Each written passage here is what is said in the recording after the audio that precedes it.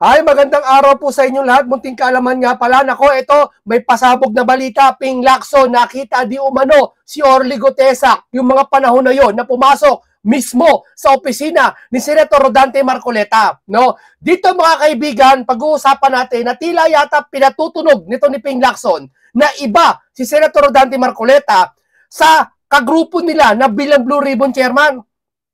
Di ba? Ang alam ko sa pagiging sa Blue Ribbon na yan, magkakasama yan. Isang samahan niya na kung saan tutulong-tulong sila na puksain. Tama? Puksain. Halimbawa, si Ping Lacson, andyan naman, pwede naman si Erwin, si Senator Marcoleta, si Jinggoy, pwede magtanong. Ibig sabihin, iisang grupo kayo para mag-imbestiga. Hindi yung para ilaglag niyo yung kasamahan nyo na patutunugin mo na parang kasabot si Marcoleta. Kasi gano'n ang labas sa amin eh. Yun ang dating sa amin. Naptila dito sa kwentong ito na hinayag dito ni Boy Tago, ipinatutunog niya na si Senator Marcoleta ay parang kasabwat ni Gutesa. Kasi nakita sa CCTV, may doon sa panahon na bago maghayag si Gutesa, yung unang pagdinig, na unang punta ni Gutesa, ni Sergeant Orly Gutesa, na dinala di umano ni Senator Rodante Marcoleta na sa pamamagitan ni Mike Defensor, yung bago pumunta daw yon, pumunta muna sa opisina ni Senator Rodante Marcoleta. Alam niyo naman itong si Boy CCTV. Di ba, Ping, naglabas ka dati ng CCTV, nagpaputok ka sa balita na may lalabas ng CCTV, yung pala kay Erwin lang pala na-solve na. Eto na naman siya. May CCTV naman daw siya kay Marcoleta. Tila gusto niyang palabatin, palitawin dito, uy, may CCTV ako, maganda kayo. Eto si Senator Marcoleta, nahuli ko. Yung pala, tignan mo, magpapaliwanag si Senator Marcoleta kung ano yun. Wala lang. Gusto lang niya ilabas. Gusto niya lang matawagan ng pansin yung mga inosente at mga mapapaniwalain. Tama, mali. Na, uy, may CCTV si Marcoleta kasama si Gutesa. Ano naman? Bakit? Ito, panoorin po natin to, pakinggan natin to, isang tawag po kay, nasa telepono lang po si etong si Ping, no? Pakinggan nyo po, ha? Missing in action si Orly Gutesa. Baka may balita ka sa former Marine, may mga kontak ka dyan sa military. Nasaan kaya siya? Madali ba siyang madali ba siya? Ihandaan yung mga high blood kayo sa taong ito. Ma-summon ko sakasakali. Pinacheck ko na yung mga addresses at katunayan, humingi ng tulong nga yung RTC Manila. Doon sa address, pinadala namin sa kanila, pero ang sabi, wala na raw si Gutesa, hindi na doon nakatira. Yes.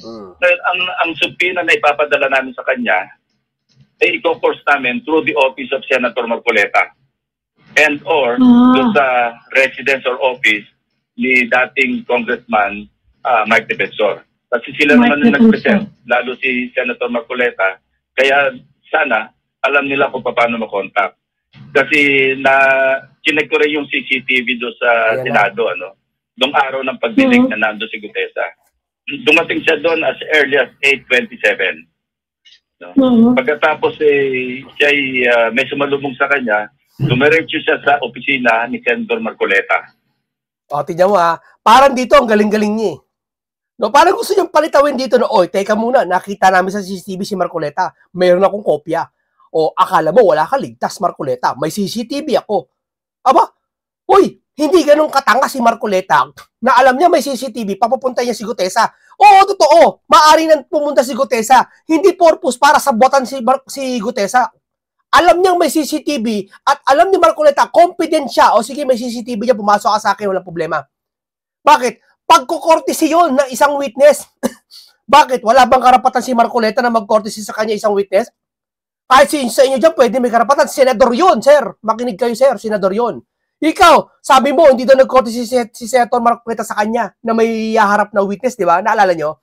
Hindi daw nagkortesi si Gutesa sa kanya. Samantalang bago pa upuin ni Senator Marcoleta, kung natatandaan nyo, sa pagdinig ng dating Blue Ribbon Chairman siya. Anong sabi ni Marcoleta? Pwede ba, Mr. Chair, may haharap ako sa inyo ngayon? Umuo ka, nagpaalam. Ibig sabihin, pasado sa'yo. Hindi ba pwede, wala bang karapatan si Gutesa na pumasok sa opisina ni Marcoleta at mag-courtesy? Handa ka na ba, Gutesa? Ganito sabihin mo, asa ng mo? Pati niya, sige, may karapatan dahil nag-iimbestiga din si Senator Marcoleta. Bahagi siya ng ginagawa niyo investigasyon. Tama, mali.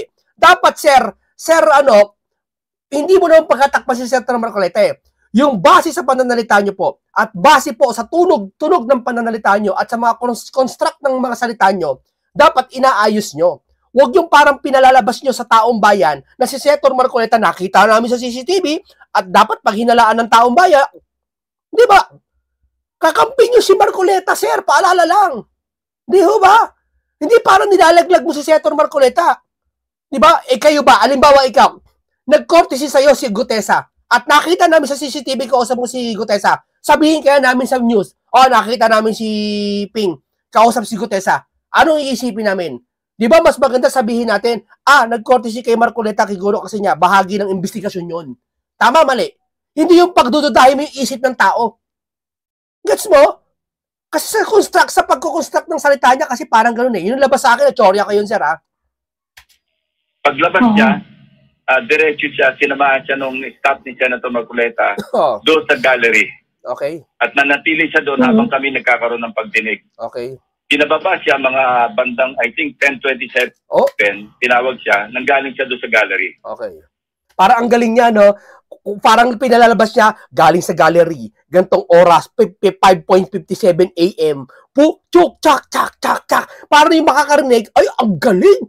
Uy, detalyado. Tapos, ano mangyayari? Paano mangyayari kung detalyado? Tinanong mo ba si Senator Marcoleta ba't pumasok doon? Nagbibigay ka kagad ng mga ganyang detalye na tila parang pinalalabas mo, pinalilitaw natin si Senator Marcoleta ganyan. Wala kang nga sinasabi, sir. Pero yung tono ng pananalita natin ay hindi masyadong maganda sa nakakarinig. Dahil maraming tao ngayon naghahanap ng investigasyon, naghahanap ng kasagutan sa kanilang mga tanong. No, dapat maging aware tayo sa ating pananalita. Ha? Pag kay Marcoleta, ganyan tayo magsalita. Pero sa dalawa, kay Tambalostos, pati kay Saldi, ingat na ingat tayo magsalita. Mamaya, maririnig nyo. Tignan nyo, ingat na ingat siya magsalita. Ingat na ingat po talaga. Kayo mangumusga, hindi ako. At bumaba siya. So, ganun kalawak yung pakikipag-ugnayan ni Sergeant Gutesa kay Senator Marcoleta. Kasi... Kita mo, ganun kalawak. Sir, courtesy, yun eh. Kailangan nun. Ako sa akin palagay, kailangan nun. Pwede ba?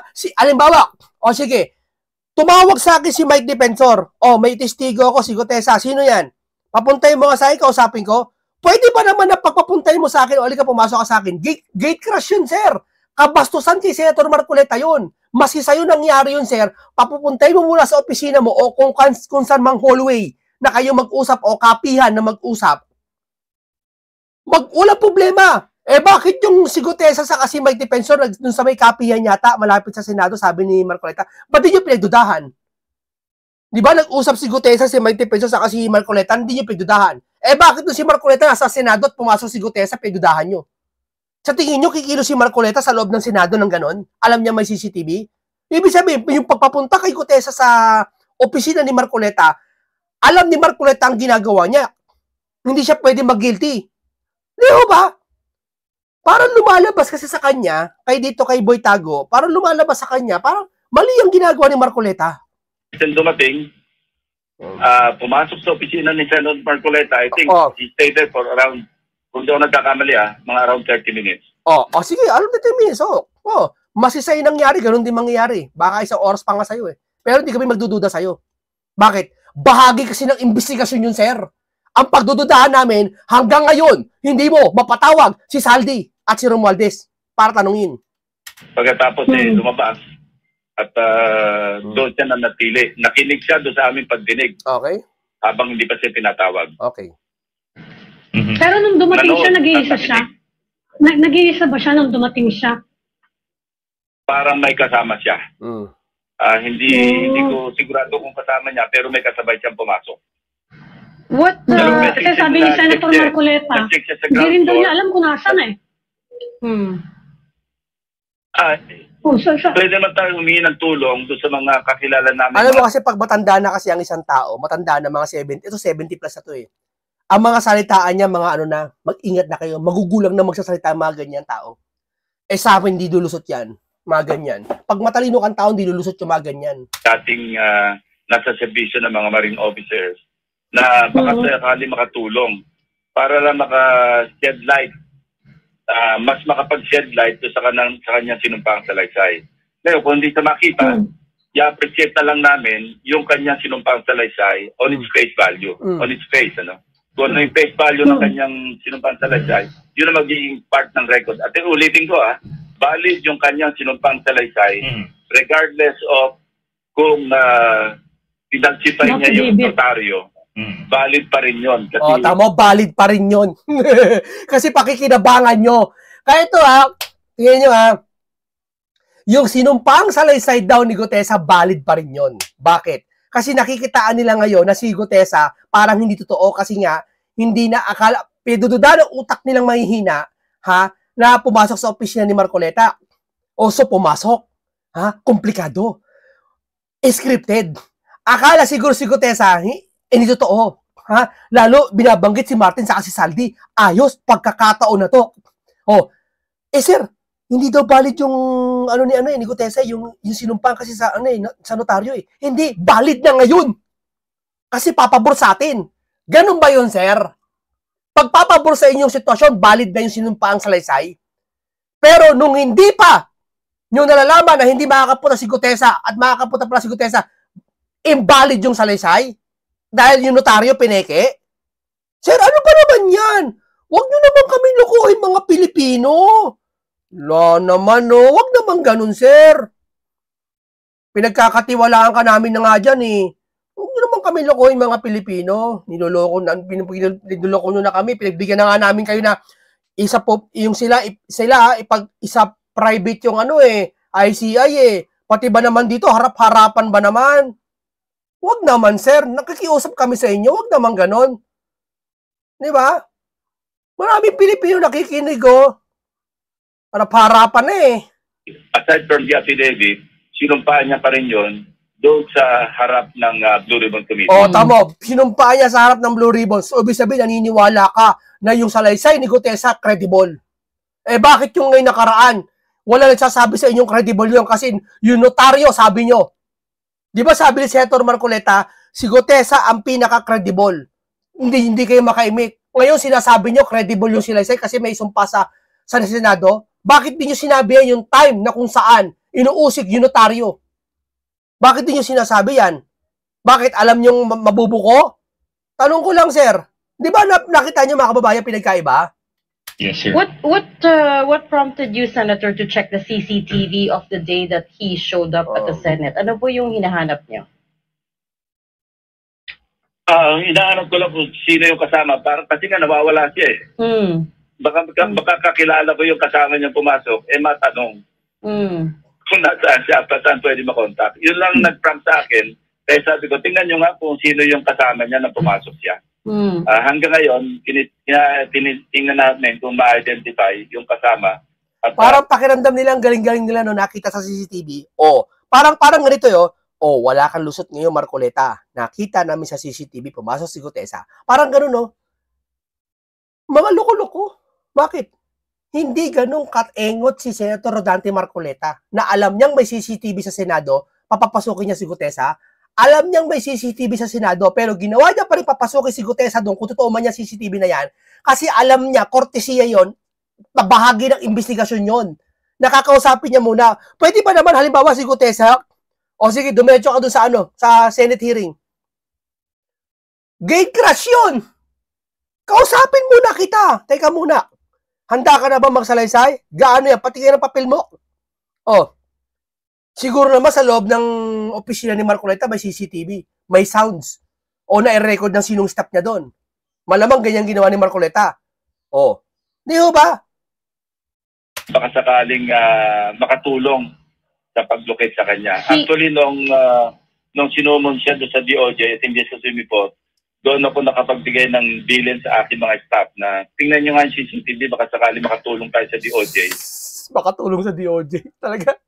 Kala mo galing, titignan ng CCTV. Wow! Galing. 1990s pa yan. Yung ganyang style. Sa paghahanap kay Gutesa. Si Senator Marcoleta has no idea of his whereabouts because that was his witness, di ba? I don't know. Hindi kami nag-uusap dalawa eh. Tawa naman siya. Hindi nag-uusap. Nakarinig na lang hindi nag-uusap. Tawa naman. Sir, anyway, Pero yun ang sabi ni Senator Diba? Marcoleta, hindi daw niya alam. As a senator, due diligence nyo ba yung background niya? Parang Hindi ka dapat kausapin. Hindi tol. Nagkaroon ng botohan sa Facebook survey, ipis saka siya. Ha? Lamang yung ipis sa kanya. Totoo lang. Sabi kayo mo, ipis versus, si Boy Tago. Tamo, lamang na lamang yung ipis sa survey. Sabi, ayaw sa kanya ng tao, mas gusto pa yung ipis. full yung background niya. Naging security siya daw, allegedly ni Saldico, ni Vice President Sara Duterte, etc. Parang marami siyang pinagtrabahuhan. Yung ba ay na-check na? Okay. Yes, nagsagawa ako ng RCBI, record check saka background investigation. At alam mo, surprisingly, pardon the word, pero ako mismo, nakita ko at sa pakipag-ugnayan doon sa mga nakakilala sa kanya, maganda yung kanyang service record. Tama. No? Masipag at saka efficient. Maganda yung sa kanyang service record, masipag, efficient. At saka diligent. Tama. Sa kanyang trabaho. Tama. Noong siya nasa Philippine Marines pa. Tama. So yun ang napag-alaman ko sa kanyang service record. Yung kanyang service reputation sa Philippine Marines, maganda. Sir, nabanggit nyo yung Manila RTC Executive Judge maaaring magsampa ng reklamo against Guteza and those who presented this affidavit. Kasama ba doon o masasabit pa doon for example, si former Congressman Mike Defensor at si Senator Marcoleta, or they're not included in that consideration? Hindi siya ang magsasampa ng reklamo. Nire-recommenda niya sa prosecutor's office o sabihin natin sa DOJ na magsagawa ng preliminary investigation dahil pwede maging liable sa falsification si Sergeant Guteza. And tigas dito, no? Falsification, pag si Romualdez madidiin, sisilipin nila yung, dinidiin mo si Romualdez, asa notaryo mo? Wala, umatras. Yung imbestigahan yung pumirma doon. Yung nagtatak. Malamang kasi, di ba sabi ko sa inyo, nalagay doon sa pinagtatakan ng sworn statement ni Guteza, 24 hours yung opisina doon sa notaryo. Sa tingin mo, yung abogado hindi natutulog. So, yung sekretary niya nagtatatak noon. Bakit hindi tanungin yung patatak na yun? Kung tugma doon sa papel na tinatak ni Guteza, bakit di nyo simulan? Kayo may karapatan. O baka sabihin mo kasi wala ka sa Blue Ribbon yung mga panahon na yon. Ha? Kaya hindi mo na imbestigahan. Ligtas ka rin no? Ngayon, Blue Ribbon ka na, ba't di mo simulan? At hindi lang yan. Kahit hindi ka Blue Ribbon, kung talaga may malasakit ka, magsisimula ka, sir. Tandaan mo yan. Imbestigahan mo kung yung tatakba na yun, tugma kay Guteza. Ano yan? Hindi siya credible kasi yung binanggit yung pangalan ni Romualdez, kaya notaryo sinisilip nyo. Tapos yung sa CCTV, pumasok si Guteza kay Marcoleta na alam nyo may ipit si Marcoleta. Credible na ngayon yung sinasabi ni Guteza? Di ba? Sa akin lang yan, nakikukuha nyo ako, mga kababayan. Others responsible for presenting his affidavit. Ang question dito, bukod kay Guteza, yung affidavit mismo. Yes, sir. Pero I think medyo sa tingin ko... Akala ko ba sinumpaan naman sa Senado yan, sir, kayo nagsabi? Bakit yung pinagpipilitan, pinagngangatuiranan nyo ngayon? Yung notaryo na yan. Na mapapalsify pa siya. Sige nga. Yung pag-cancel ng passport kay Saldi, hindi mo man lang nilalakad, pinipilit? O talagang sadyang yung pinsan niya o pinsan ng amo mo, ayaw mong salingin. Dahil sa kanya, nanalo kayong bilang senador. Tama, mali. Alyansa. Di ba, pinsan ni Bongbong yun?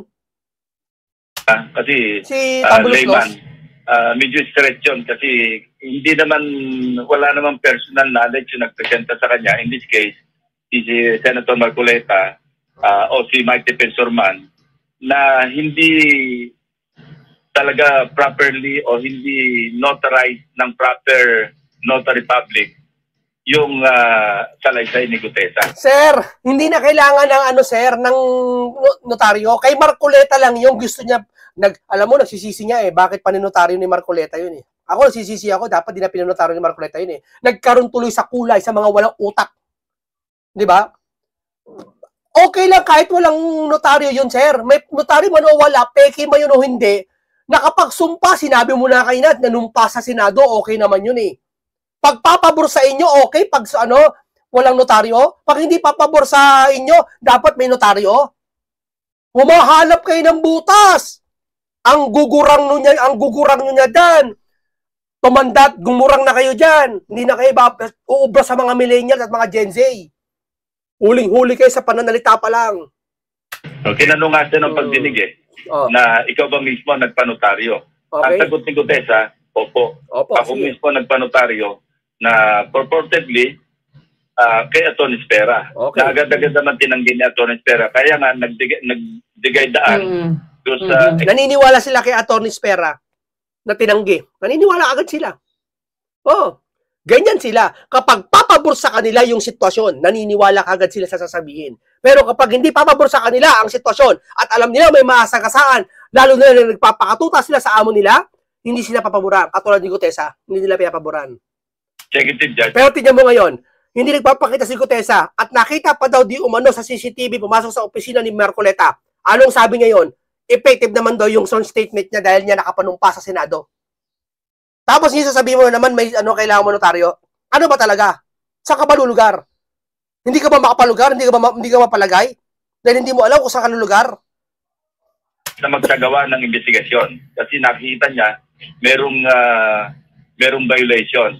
Kasi may exclusive jurisdiction ang executive judge na maski anong syudad o bayan man o kung saan man na magsagawa ng investigasyon patungkol sa mga violations ng notarized document.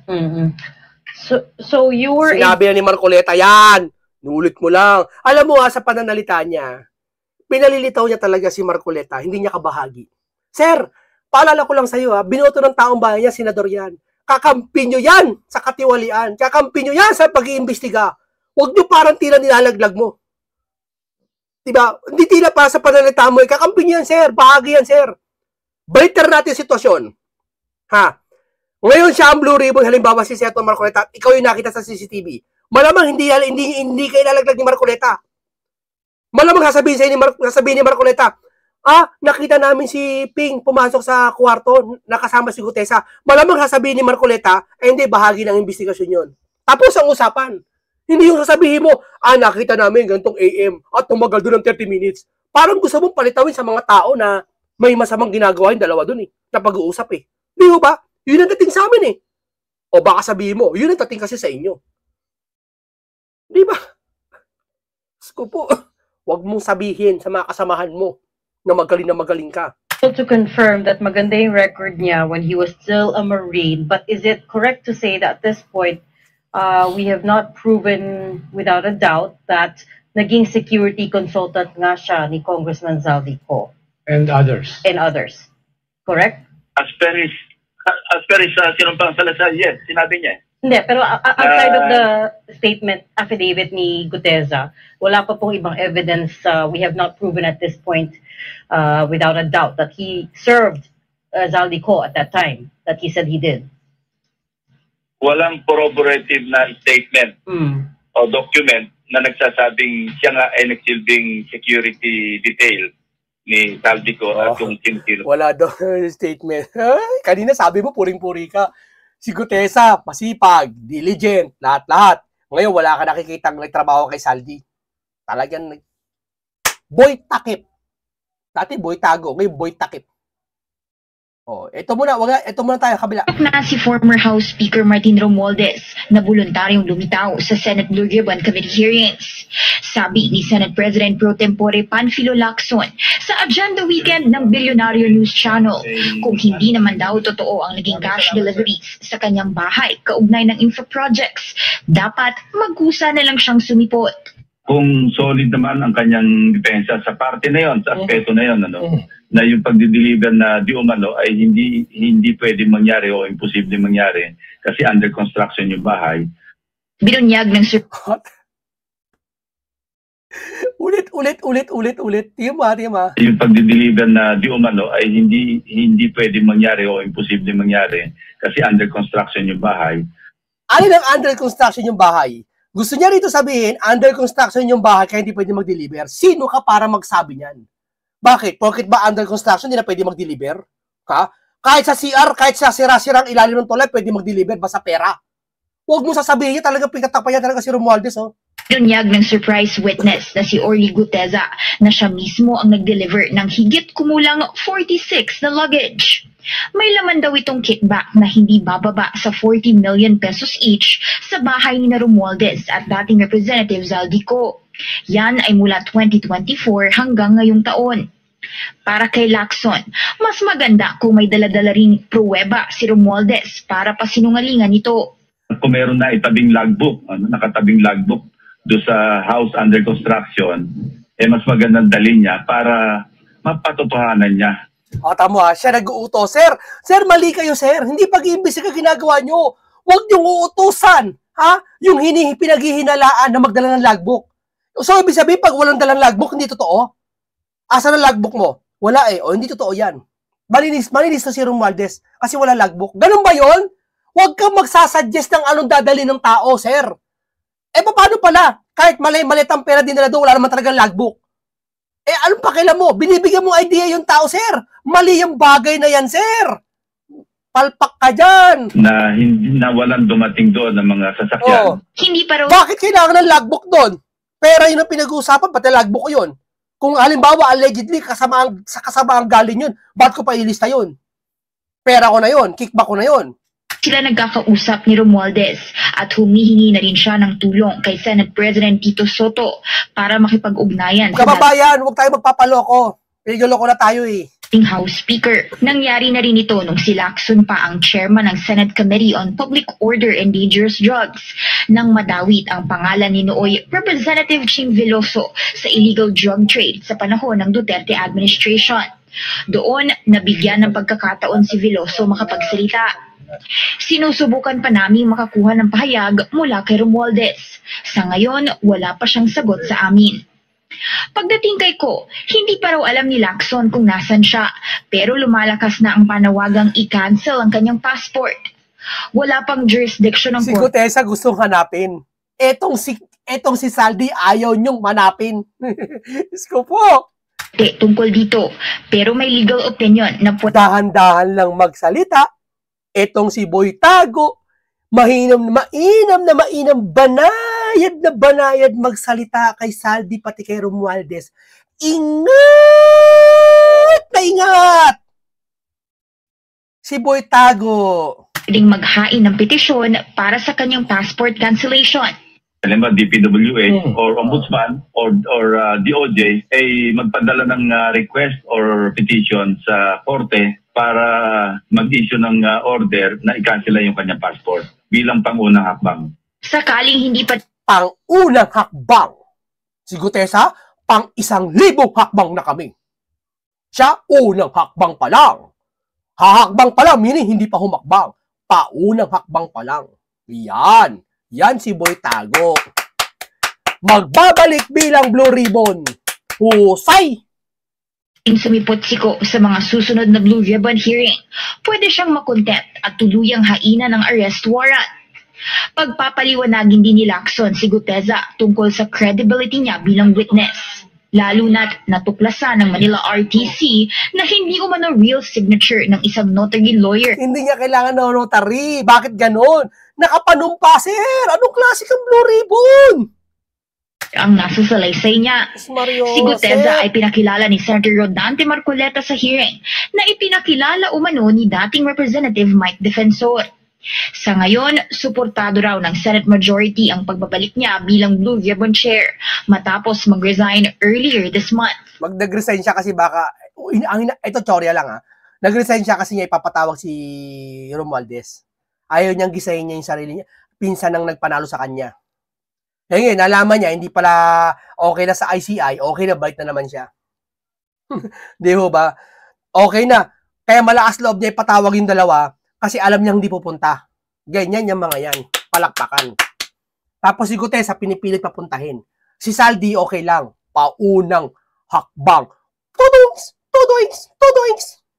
Una nang sinabi ni Soto na hindi lang flood control ang tututukan ng Blue Ribbon, kundi pati ibang infra projects sa iba't ibang mga ahensya. Pabor si Lacson na tapyasan ng budget ng DPWH para sa 2026 dahil malinaw din daw sa mismong testimonies ng dating DPWH officials na ino-overprice talaga nila ang mga proyekto.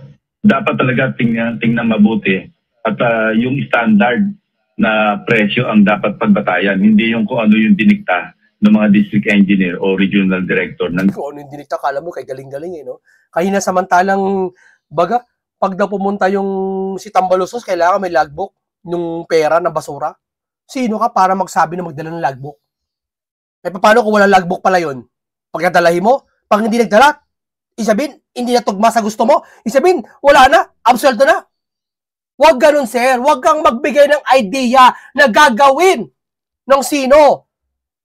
Talaga na pag-aalataan Sabi niya na matatanda, ang isda na uhuli sa bibig, hindi sa buntot. Bakit mo tuturuan si Romualdez sa tuturuan kung sino magdala ng logbook? Kailangan may logbook na dalhin. Diba? Tama mali. Huwag kang magtuturo, sir. Diba? DPWH. Pagdating naman sa ginawang pagsalaula umano sa national budget, balak din itackle ni Lacson sa Blue Ribbon ang technical malversation na ginawa umano ni Henry Alcantara. Ito ang pagpapalit ng line item sa national budget at napawit doon si Senator Joel Villanueva. Humiling daw noon si Villanueva ng multipurpose building pero napalitan ng 600 million peso worth of flood control nang hindi alam ng TESDAMAN. Una na ring pinabulaan ni Villanueva ang mga akusasyon. Sa November 14, magpapahiring si Lacson sa oras na ma-formalize na ang kanyang election ulit bilang Blue Ribbon Chair. Hinihiling ni Lacson ang mas smooth na budget deliberations para sa 2020. Alam nyo mga kaibigan, ito ang galit lang tayo, bakit? Huwag mong patutunugin, Boy Tago, na parang si Senator Marcoleta hindi nyo kabahagi sa investigasyon. Bahagi yon. Ganyan pala, silipan pala, lahat ng makikita namin kasama mo na may kaugnayan sa flood control, pagtududahan namin ikaw. Ganun pala, anong pakiramdam? Di ba? Bahagi ng investigasyon nyo na maaari sa akin, Chorya. Lahat na sinabi ko kanina, sa akin, Chorya lang yon. Na bahagi ng isang investigasyon, halimbawa si Gutesa, halimbawa ako, senador ako. O Gutesa, bago ako pumunta sa Senado, maaga siya tumambay ka muna doon, pero bago ka tumambay doon, pumasok ka sa opisina ko, kakausapin kita. Ano ba nangyari? Ganito, yan ba, handa ka dyan? Pati niya, may notaryo ba yan? I-check mo, magkukupag-korte si Kay. Hindi yung papapuntay mo na siya doon. Anong pangalan mo? Gutesa. Mali mo, hindi siya yun. Di ba? Mga kababayan, di ba ganun yun? Ikaw ba, pati yung ID mo?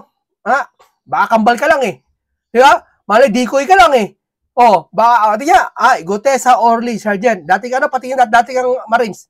Okay. Titistigo ka mamaya. Ikaw ba talagang credible, totoo ka. Anda ka makulong pag yan pambibintang. Ganyan kausap niyan malamang. Hindi yung parang sasabihin mo nakita ko sa CCTV si Marcoleta pumasok sa Gutesa. Di ba? Hanggang dito lang po muna tayo. Paalam sa inyong lahat.